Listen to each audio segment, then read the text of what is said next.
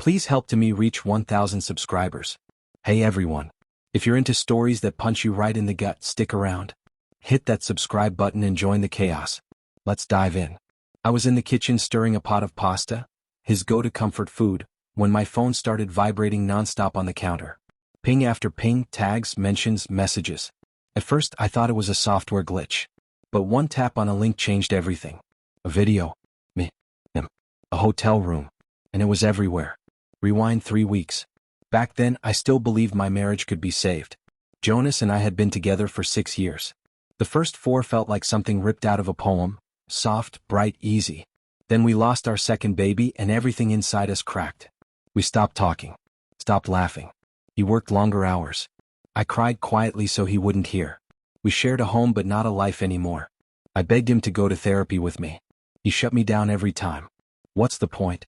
We can't bring the past back. I didn't want the past. I wanted us. I wanted him. Then I met Corey. He was new at the gallery. Marketing guy. Loud laugh, warm energy. He brought me coffee with silly doodles on the cup. He listened when he asked how I was. Really listened. One late night after work, he walked me to my car in the rain. No kiss. Just an umbrella and a quiet sentence that broke me. You deserve someone who actually sees you. I cried the whole drive home. 2 weeks after that, I slept with him. There's no version of the story that makes me innocent. I knew what I was doing. I knew it was wrong. But for the first time in what felt like forever, I felt chosen. Not tolerated. Not avoided.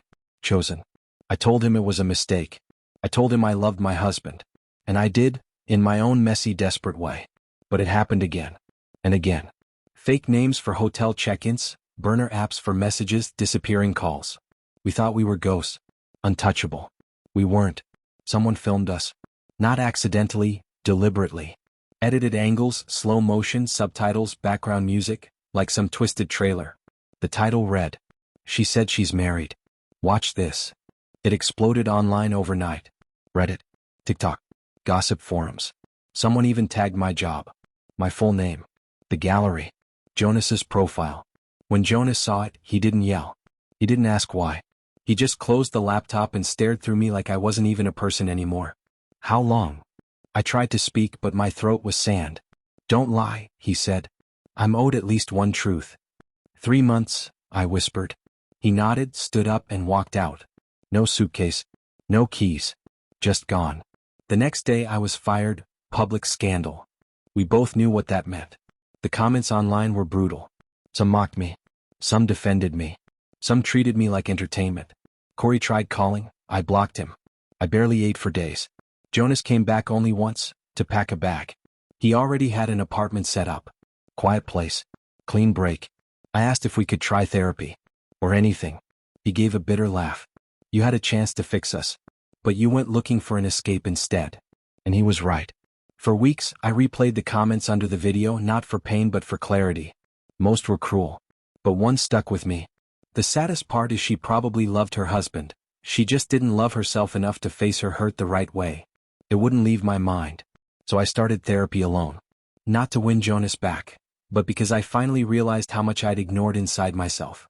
I told my therapist everything. She didn't excuse it. But she didn't label me forever by my worst decision either. A month later, Jonas and I met to finalize everything. He looked different. Lighter.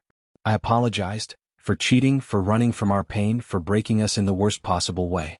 He said, I don't hate you. But I can't ever share a life with you again. Fair.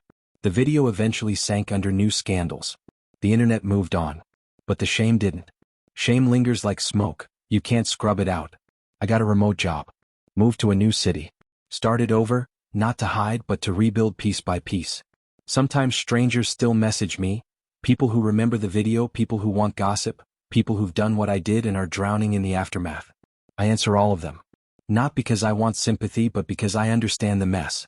I don't believe in perfectly redeemed characters anymore. I believe in scars. And in learning not to repeat the wounds we cause. I'll always love Jonas. But love doesn't make betrayal reversible. Love doesn't erase choices. If I could go back, I wouldn't erase my mistake to protect myself. I'd go back and fight. Really fight. Before the silence turned to distance, before his eyes stopped recognizing me as home. But this is the story I'm left with. One that went viral for all the wrong reasons. One I can barely retell without flinching. And I share it for one reason. If you think an affair will numb your pain, it won't. It just ensures the pain follows you long after the moment is over. Please help to me reach 1,000 subscribers.